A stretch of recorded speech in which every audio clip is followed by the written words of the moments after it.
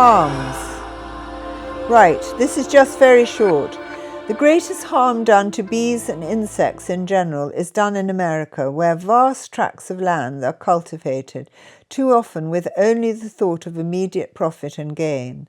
The crops sown in the haste are attacked by pests and then sprayed indiscriminately with huge quantities of dangerous poisonous chemicals, which indeed do destroy pests, but also every living insect, birds and bees.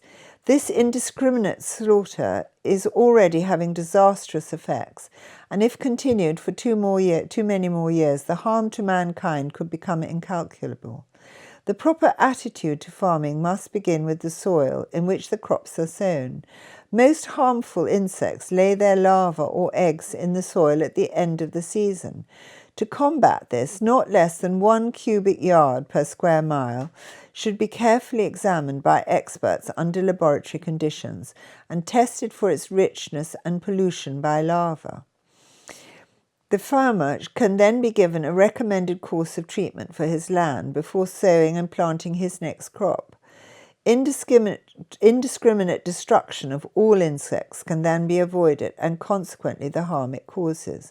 One of the best chemicals for purifying and enriching the land is permanganate of potash, which not only kills larvae and eggs, but also nourishes the soil.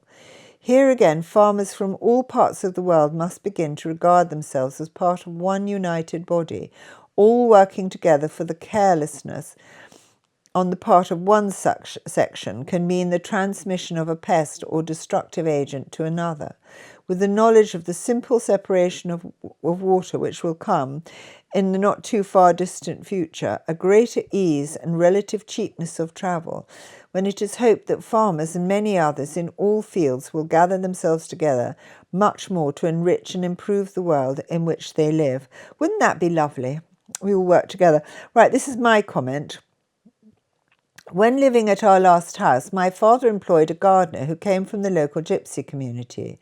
These people often have a lot of folk knowledge unknown to the rest of us.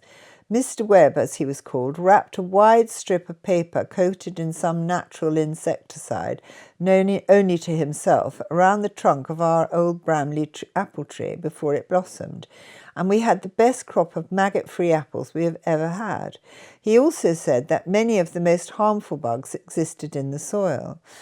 Sadly, a lot of our old orchards have been allowed to run wild and are neglected, hence many of the different types of apple formerly common in this country have been lost.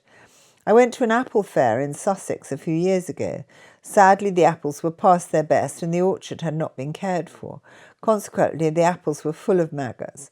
However, there was a little local band playing and all the local children were allowed to sit on the tractors, and we all stood around drinking the local cider made from the apples, and also purchased the honey that was produced in the numerous beehives which had been placed around the orchard, the taste of which was sublime. A patient of mine, also an old gypsy, kept horses. He said that the best way to keep flies and pests off his horses in the summer was a concoction of cold tea and citronella. He sprayed his horses with this and found that they were not troubled with endless flies or ticks. On the strength of this, I had a large terrier who was extremely allergic to all forms of tick and flea, so I omitted the cold tea and put a few drops of citronella in the water when I bathed him. It occurred to me that these very toxic sheep dips could be dosed with herbs like citronella to treat the sheep. It seems that essential oils last longer than chemicals and are less toxic, but this is just my idea. However, to add further weight to the citronella sheep dip idea, they say that the plague of nits that usually infest the heads of children at most primary school only affects the children who are bathed often and have clean hair. I can remember the district nurse coming often when I was at school and patiently going through everyone's hair looking for nits. I never had them, although many others did, but when I went to Australia to stay with my sister for a few weeks, I caught them off my nephew and niece, or to be more specific, my brother-in-law didn't exactly find any nits, but my head itched like the very devil. I used the nit shampoo, but apart from making my hair look like boiled wool, it did nothing for the terrible itching. It was not until I got home that I found some aromatherapy shampoo, to which I added citronella, rosemary and lavender for good measure, that the problem was solved. The itch disappeared immediately, never to return. And I've passed this tip on to several worried mothers, all of who've had the same success. It seems to me that natural remedies have far more success than chemical ones. And the other thing I would say was that I'm not a very good gardener, I have to say. I'm not overly interested. But I've got a pot outside my front door, and I tried to plant some peonies or something in the same soil that had had some other things in the year before, and it was full of creatures. I mean, I couldn't see the creatures, but you could see the peonies just being eaten and sucked under the soil. So obviously there was something that had laid something in the soil, and I'd offered my new peonies up for their diet. That was the end of that.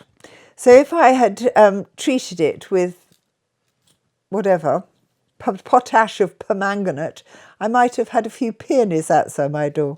Right, that's it, Miles.